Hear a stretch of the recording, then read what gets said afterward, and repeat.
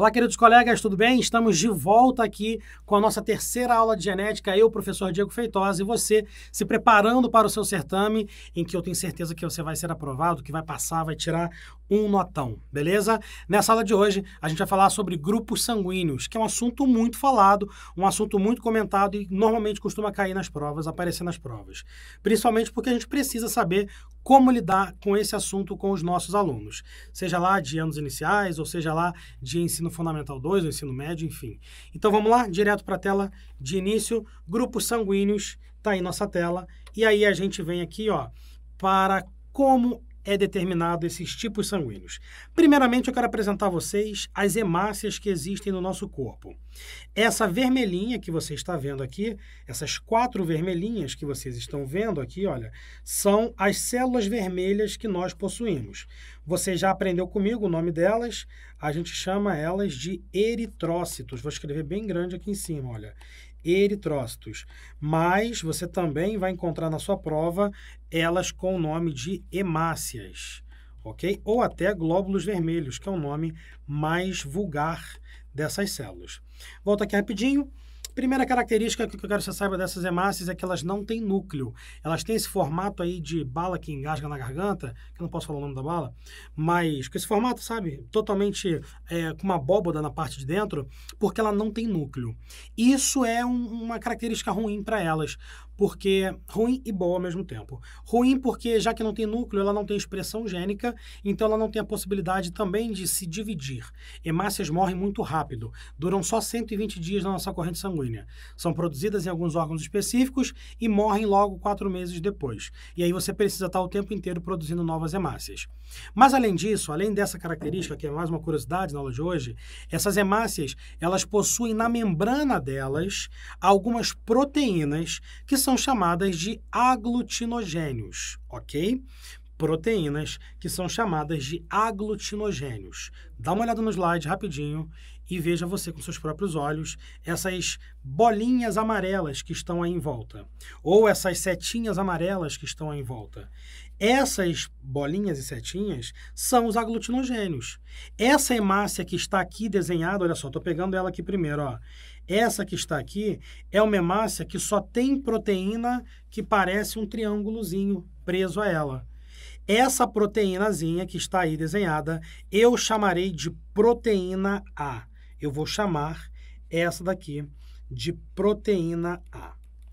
Como essa hemácia só tem essa proteína do tipo A, no desenho você está vendo, eu direi que essa hemácia é de alguém que é do sangue A. Na proteína, ou melhor, na hemácia de baixo, nós temos bolinhas. Eu vou chamar essas bolinhas de proteínas B, ou aglutinogênio, como eu disse para você. Já que essa hemácia que está aí embaixo, ela só tem proteínas do tipo B, essa hemácia é de alguém que é do sangue B. Na sequência, eu tenho uma outra hemácia, hein? Uma hemácia híbrida. Uma hemácia que tem proteínas do tipo A e tem proteínas do tipo B. Essa hemácia, ela é uma hemácia de alguém que é do tipo AB. E uma pessoa, assim como esse que vos fala, que não tem nenhuma proteína em volta da sua hemácia para esse tipo, né, que não tem nenhum aglutinogênio, tem uma hemácia lisa, então é uma pessoa do tipo 0, ou também vulgarmente conhecido como tipo O. Volta para mim. Então agora você descobriu que o O, na verdade, é 0, mas que a gente pode chamar de O sem problema nenhum, tá bom? Quem tem hemácias com aglutinogênios, A é do sangue A. Aglutinogênios, B é do sangue B. Os dois aglutinogênios, a pessoa é do sangue AB. E quem não tem nada é do sangue O. Essa é a diferença entre os 4 tipos sanguíneos que existem. Então, são as diferenças fenotípicas desses 4 tipos de grupos sanguíneos. Entendido? Tranquilo para você? Agora vamos para a genética disso. Como que isso é determinado? Como que isso é feito? Como que isso é mantido? Antes de eu passar para o slide, eu quero que você entenda o seguinte. Existem 2 cromossomos que cada um tem genes para essas proteínas. São cromossomos homólogos, que você recebeu um do seu pai e um da sua mãe. São dois locos gênicos para esses genes. Você vai, obrigatoriamente, com a interação desses dois, ter que fazer o tipo sanguíneo que você tem. Bom, volto lá para o slide agora, existem dois tipos de genes. O gene ISão A, que eu estou marcando aqui, e o gene ISão B. Mas só dois não, Feitosa, tem mais um, são três. Existe um chamado de izinho. Provavelmente, no começo de tudo, só existia um gene chamado isão e outro izinho, mas houve uma polialelia em relação ao isão, formando uma nova variedade, que é o isão B. Por isso que a gente tem três genes possíveis: o isão A, o isão B e o izinho. Gente, isso que a gente está vendo aqui, pode voltar para mim, é um caso de polialelia, como a gente aprendeu na aula anterior, que vocês viram já com certeza. Nós temos três alelos possíveis para esse gene. Só que calma aí, não importa que na natureza tenha 3, não importa que na natureza tenha 4, 5. No caso do coelho, a gente falou, eram 4, né? Você, como sendo um ser diploide, você só pode ter 2 desses 3. O coelho, sendo diploide, só pode ter 2 daqueles 4. E a interação desses 2 é que vai determinar qual é o tipo de genótipo e aí fenótipo que você tem. Bom, agora vem a segunda parte. Você já entendeu que a herança do tipo sanguíneo é um caso de polialelia. Agora você vai entender já, que existe aqui no meio um caso de codominância e um caso de dominância completa. Volta para cá para o slide. Olha só, os dois alelos isões, eu vou escrever aqui do lado, tá? Para não ficar muito poluída a minha tela ali do lado esquerdo. O alelo isão A e o alelo, olha só, e o alelo isão B, os dois, eles são alelos que dominam o alelo izinho. O alelo izinho, ele tem esse nomezinho porque ele é dominado pelos alelos isão A e isão B. Olha aqui a seta vermelha sendo representada e ela está querendo significar que existe dominância. Então, o isão A e isão B dominam, deixa eu botar aqui no plural, dominam o alelo izinho. Então, volta para mim. Se você é uma pessoa que tem isão A e o outro alelo que você tem é o izinho fica subjugado. A proteína que ele produz acaba não se expressando ou não conseguindo se expressar porque a proteína produzida pelo isão A, ela é a que vai ser mantida na membrana daquela hemácia. Você vai ser uma pessoa do sangue A. Híbrida, isão A, izinho, mas você vai ser do sangue A. A mesma coisa se você tiver o alelo isão B e um alelo izinho. Você é um híbrido, mas você é do sangue B, porque você tem um alelo que domina o outro. Tudo bem? Se você tiver dois alelos izinho, igual a mim, você é do sangue O, porque você tem dois alelos que produzem proteínas e que, quando se expressam lá na membrana da hemácia, não de fato mantém uma proteína, um aglutinogênio naquela membrana. Então, a membrana fica lisa. Aí, você vai ser um indivíduo que é do sangue O ou do sangue zero. Tudo bem? E se você for um indivíduo que tem dois alelos isão A e isão A, ou isão A, ou melhor, isão B e isão B. Então, você é um indivíduo que é homozigoto para esses dois alelos. Se você for isão A, você é do sangue A. Se você for isão B, você é do sangue B. Até aí tá tudo bem? Então, volta para cá. Olha só, nós temos do lado esquerdo isão A e isão B dominando o izinho. Então, olha aqui no nosso esquema da esquerda. Isão A ou isão Azinho, a pessoa é do sangue A. Setão aqui do lado. Se a pessoa é isão B ou isão Bzinho, a pessoa é do sangue B. Desse jeito, olha que bacana. Agora, se a pessoa é izinho, que eu já falei para vocês, ela é do sangue O. Agora, quem é esse indivíduo que se encontra aqui, hein? Fala para mim, quem é esse indivíduo aqui? É um indivíduo que é isão A e isão B. Volta para mim. Então, cara, aqui agora a gente tem um indivíduo que tem os dois dominantes, as duas variedades que nasceram, que cresceram por polialelia e que são dominantes. E agora, quem é que manda em quem? Já que tem o isão A e tem o isão B, como é que vai ser o seu tipo sanguíneo se você tem os dois dominantes? Estamos de frente ou de frente a um caso de codominância, que até então eu não tinha dado nenhum exemplo para vocês. Só falei de dominância intermediária, que era o caso lá daquelas plantas vermelhas e brancas que cruzavam, viravam rosas. Agora não. Agora a gente tem uma situação em que os dois alelos se expressam, e eles se expressam na mesma proporção. Na membrana da hemácia, vamos encontrar proteínas A, ou aglutinogênios A. E vamos encontrar aglutinogênios B, ou proteínas B, na mesma proporção. A hemácia desse indivíduo é uma coroa lá de aglutinogênios, cheia de aglutinogênios dos dois tipos possíveis. Se os dois estão se mostrando, se os dois na mesma proporção estão aparecendo, o nome disso é uma codominância. Então, tipo sanguíneo é um ótimo exercício que pode cair em prova para vocês. Porque nesse daqui, a gente chega à conclusão que a gente tem polialelia envolvida, a gente tem dominância completa envolvida e a gente tem codominância envolvida. Ou seja, tem 3 tipos de herança numa característica apenas. E isso que eu estou falando é só o tipo sanguíneo em relação ao A, B, AB e ó, eu nem falei ainda do positivo e negativo, porque aí ó, é outra história que a gente vai precisar falar. Tudo bem?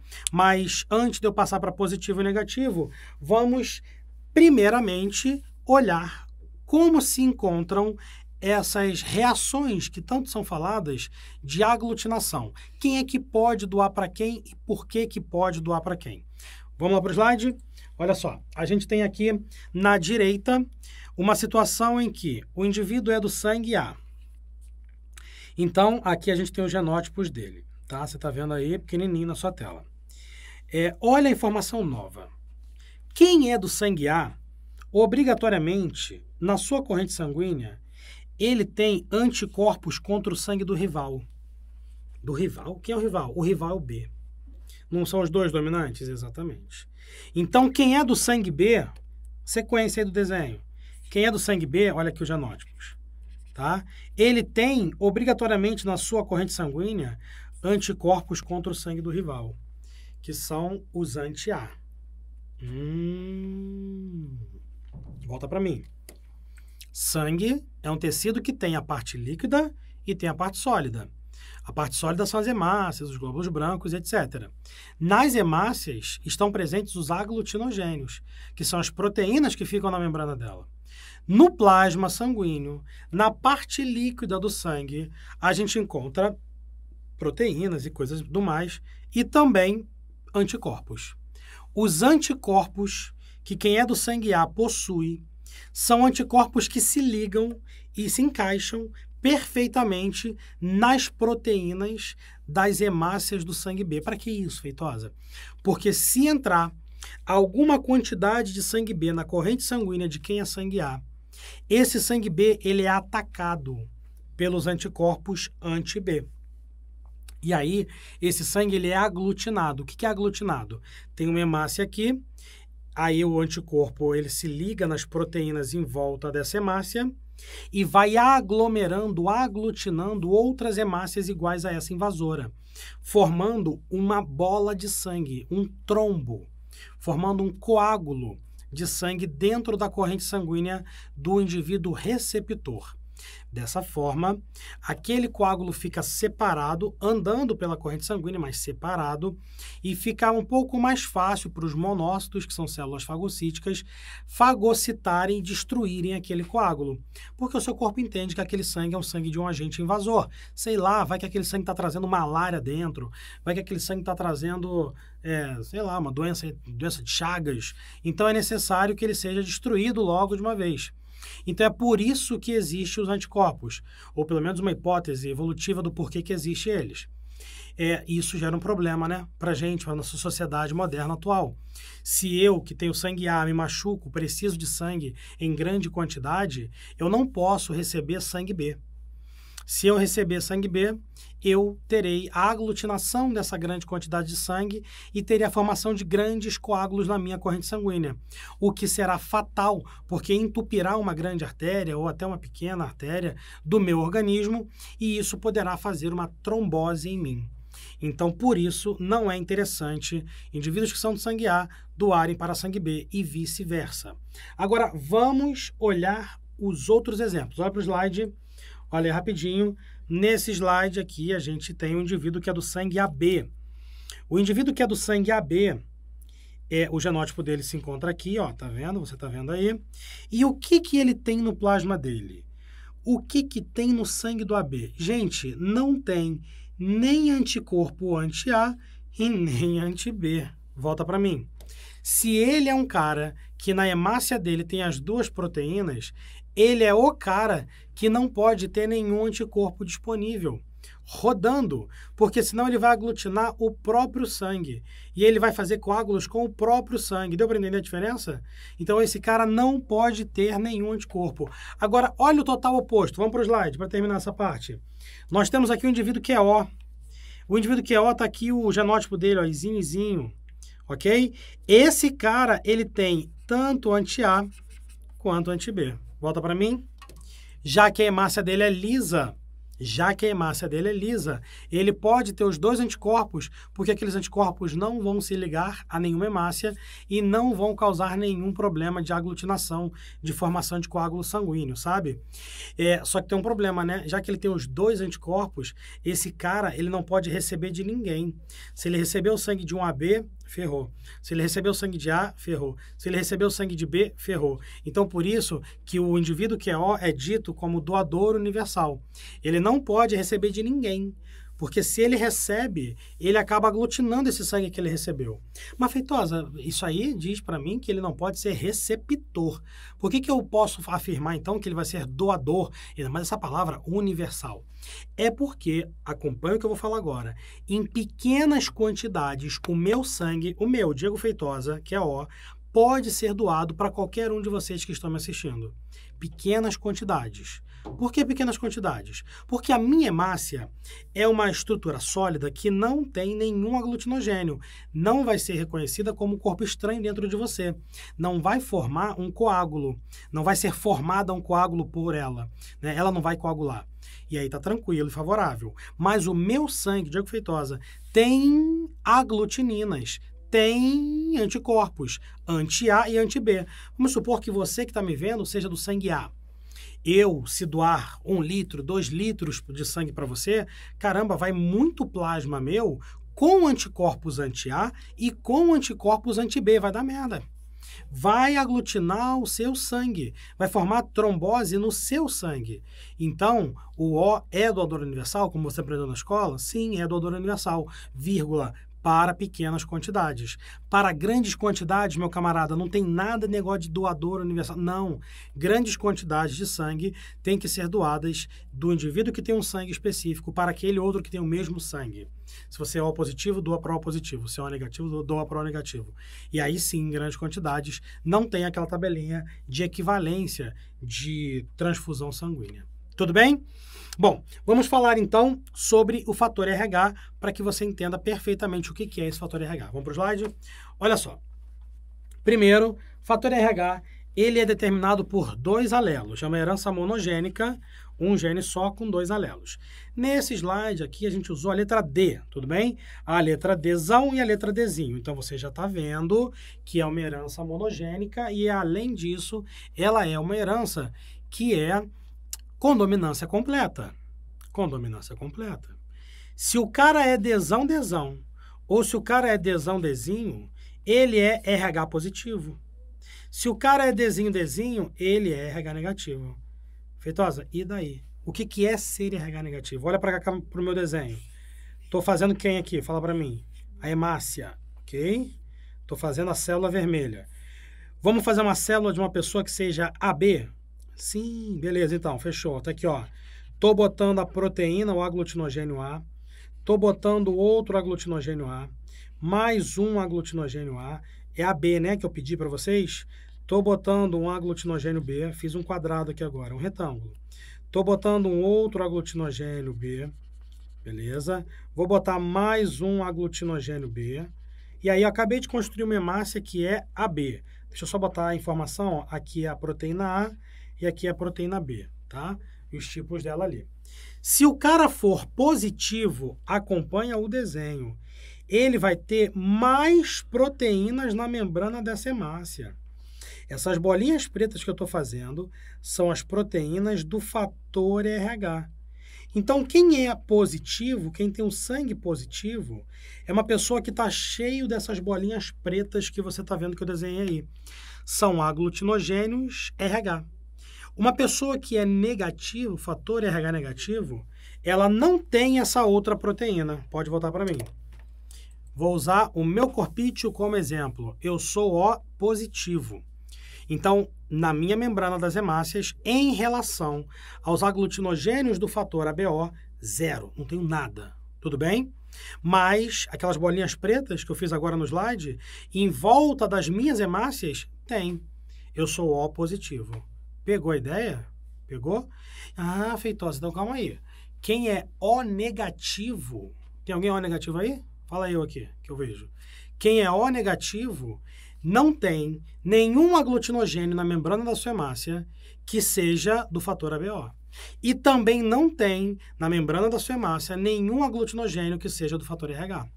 A minha hemácia é lisa, lisa, lisa, lisa. Pode até ter de um outro fator aí que a gente chama de fator MN, mas aí é outra história, não vem ao caso agora. Mas aí é lisa, não tem nada. Beleza? Pegou a ideia? Feitosa, você falou que lá no ABO, quem era A tinha aglutinina contra o sangue do rival, né? Tinha anti-B. E quem era B tinha aglutinina anti-A, contra o sangue do rival, do coleguinha lá. Né? E até o sangue O tinha aglutinina nos dois. A glutinina são os anticorpos, tá, gente? No fator RH, será que tem alguma coisa parecida? Tem. Eu sou positivo. Na membrana das minhas hemácias tem a bolinha lá preta que eu fiz. Não posso ter nenhum anticorpo contra fator RH. Eu não posso ter. Porque se eu tiver, eu vou destruir o meu próprio sangue. Então, o meu sangue não pode ter aglutininas anti-RH. Não pode.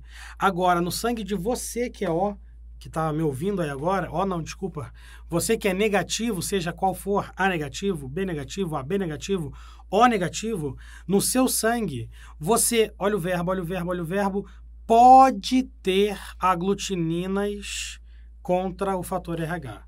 Hã? Pode ter? Como assim pode ter? Vamos para o slide. Olha só.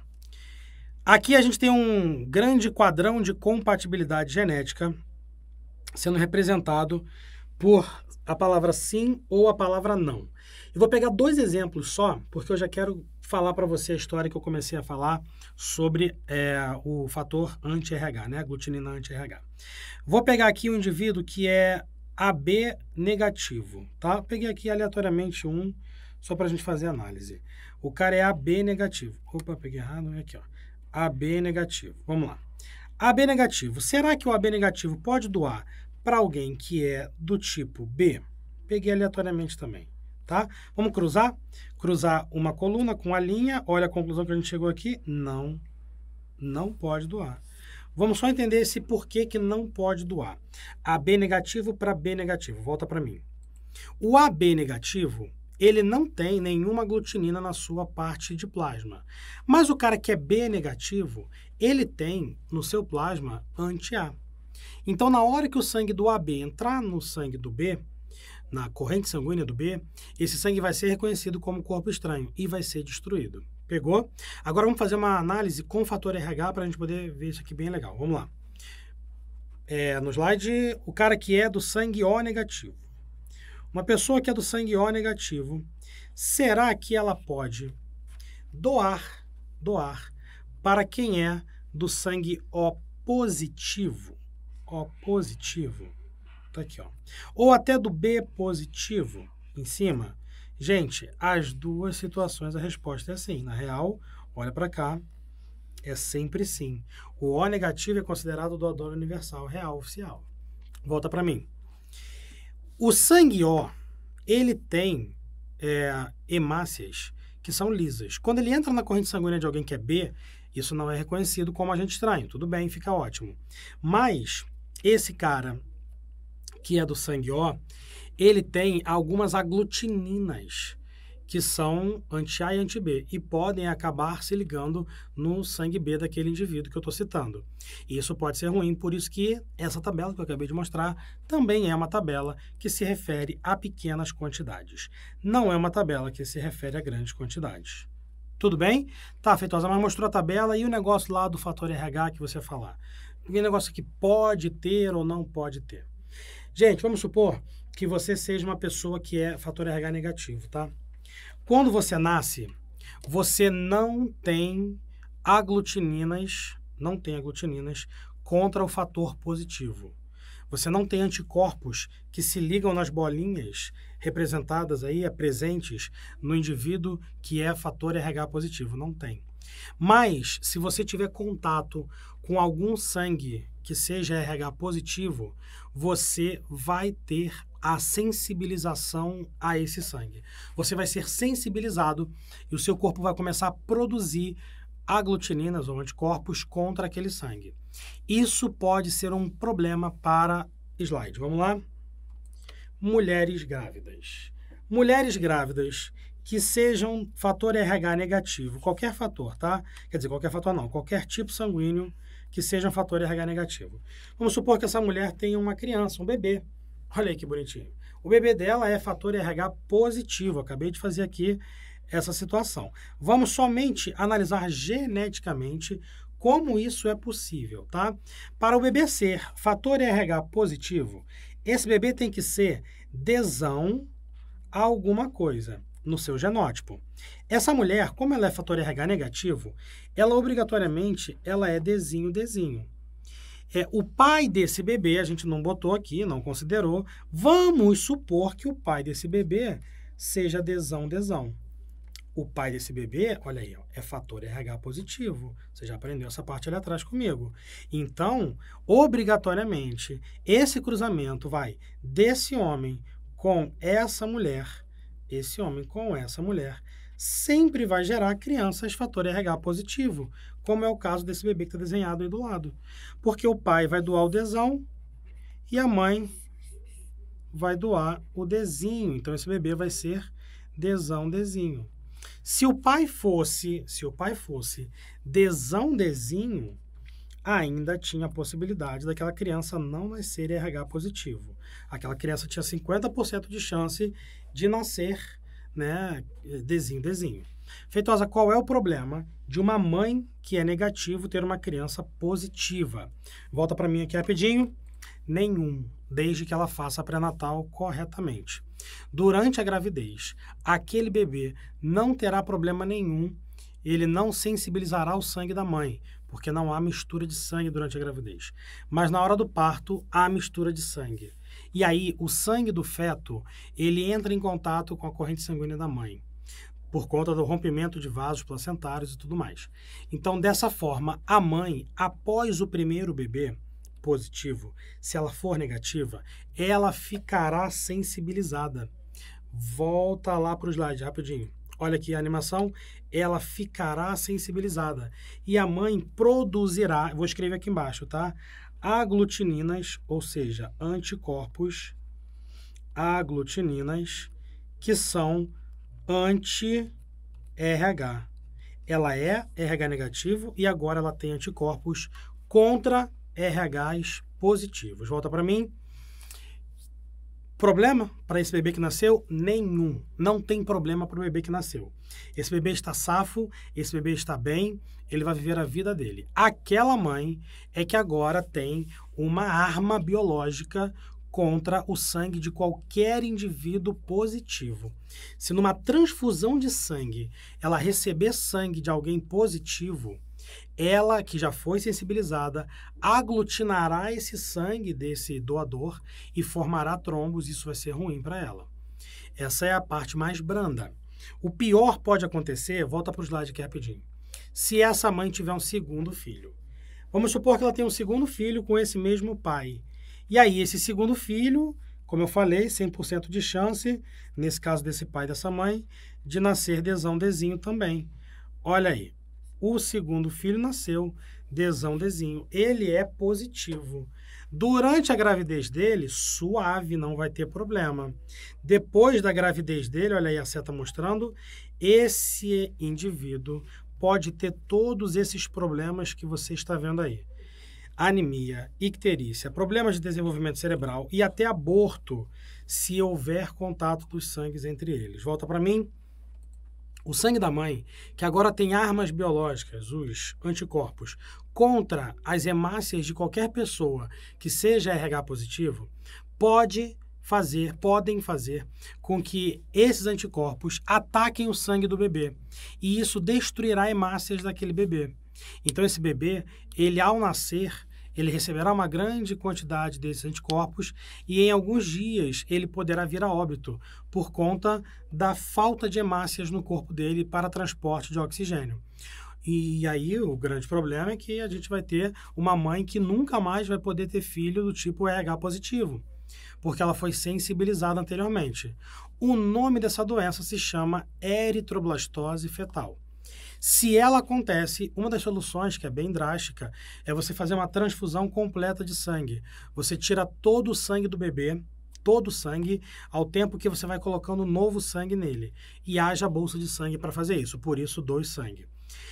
Além disso, como solução, ele pode também passar por alguns tratamentos, alguns procedimentos que estimulam, né, a destruição dos anticorpos maternos. Também é uma possibilidade. Mas o ideal mesmo é que essa mãe, sabendo que é RH negativo, sabendo que o pai é RH positivo, e o médico também sabendo, que comecem a fazer um tratamento durante a primeira gravidez dessa mãe para impedir que ela seja sensibilizada, fornecendo anticorpos anti-RH direto para ela, para que esses anticorpos destruam o sangue do bebê quando nascer, do primeiro, e não haja uma imunização ativa, somente uma imunização passiva. Tudo bem?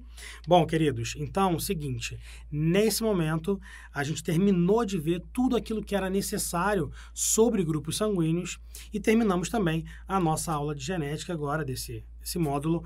Começamos já, daqui a pouquinho, a nossa próxima aula ainda dentro do bloco de genética. Tudo bem? Então, aguardo vocês na próxima aula. Um grande abraço. Tchau, tchau.